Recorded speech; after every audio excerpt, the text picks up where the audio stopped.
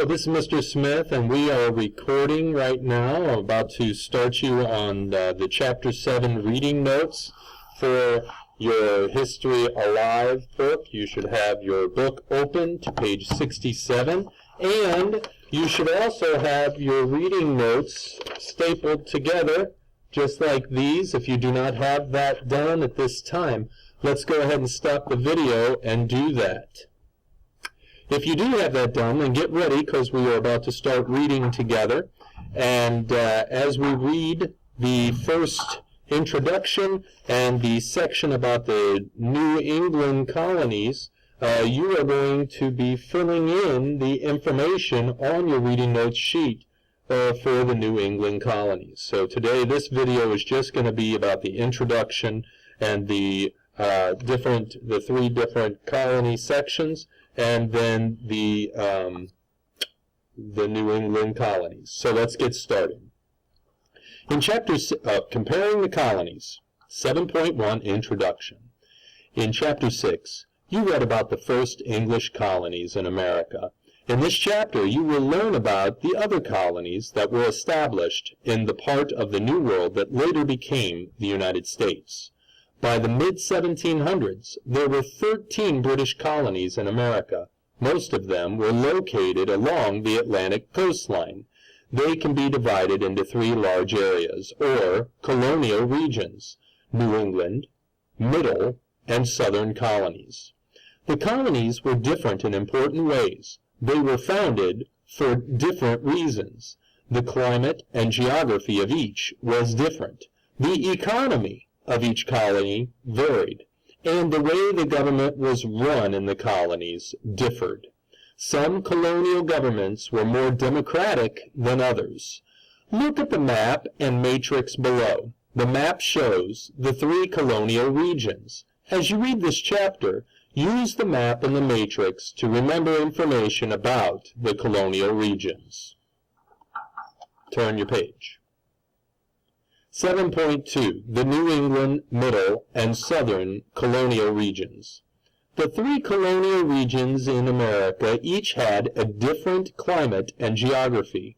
In addition, people settled these regions for different reasons. As a result, each region developed its own opportunities and ways of life. The New England region included the colonies of Massachusetts, Rhode Island, Connecticut, and New Hampshire. This region had rocky soil, plentiful forests, and easy access to the sea. Consequently, New England colonists built an economy that was based on small farms, lumbering, fishing, shipbuilding, and trade. Most New England colonists were Puritans. Puritans wanted to make English church simpler, or what they called Anglican church, or more pure. Religion was very important in their daily lives. Most New England colonists were Puritans. Puritans wanted to make the English or Anglican church simpler, or more pure. I already read that. Religion was very important in their daily lives. It must be really important because I said it twice.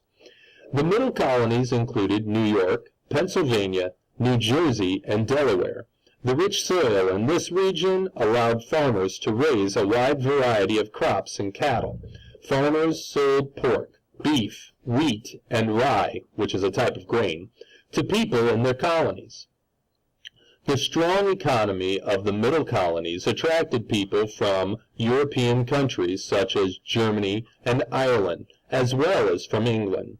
These people also came from different religious groups. As a result, the middle colonies had a diverse population. The southern colonies included Maryland, Virginia, North Carolina, South Carolina, and Georgia. This region's climate and geography favored cash crops. Cash crops are grown in large quantities for sale to other people. In the southern colonies, crops like tobacco and rice were grown on large farms called plantations. Stop the video now and fill in the information that you found.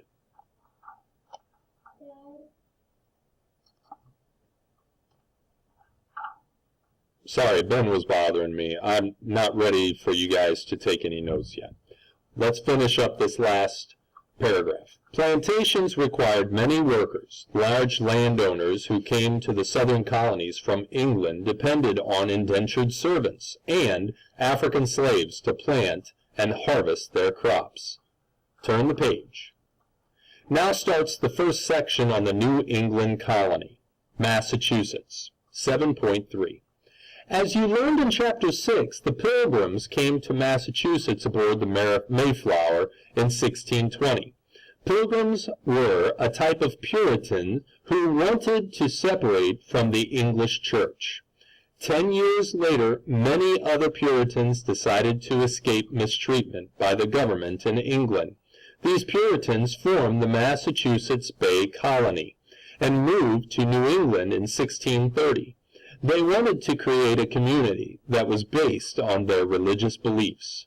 The climate and geography of Massachusetts did not discourage the Puritans. The soil was rocky, and winters were very cold. However, there were also vast forests and clean water in addition. The cold winters helped to kill insects and germs that caused disease. Because of this, colonists in New England often lived longer than people in other regions. Massachusetts offered many job opportunities. Colonists grew crops and raised animals on small plots of land. They cut lumber in the forest, fished, and built trade ships. Some colonists became skilled whalers. They used whale fat to make oil and candles. Massachusetts had more democratic government than either England or other European countries. Nevertheless, only men who were members of the Puritan Church could vote in the colony's elections. Once a year, a governor and representative from different villages were elected to govern a colony. The colony's leaders made strict laws to preserve order.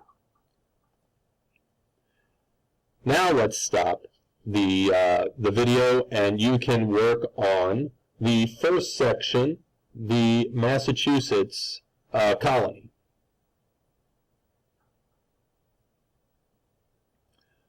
Okay, now you're finished with the Massachusetts colony. Let's work on 7.4, the Rhode Island colony.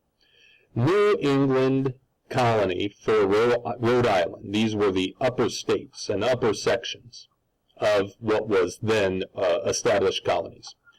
Rhode Island was founded so that people could freely practice different religions. In 1635, a young minister named Roger Williams ran into trouble for criticizing the government of Massachusetts. Unlike the colony's Puritan leaders, Williams believed that government and religion should be kept separate. Eventually, he was forced to leave Massachusetts.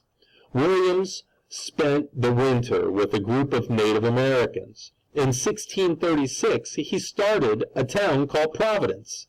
This town became the capital of New England colony of Rhode Island. 2 years later, another preacher, Anne Hutchinson, spoke out against Puritan beliefs.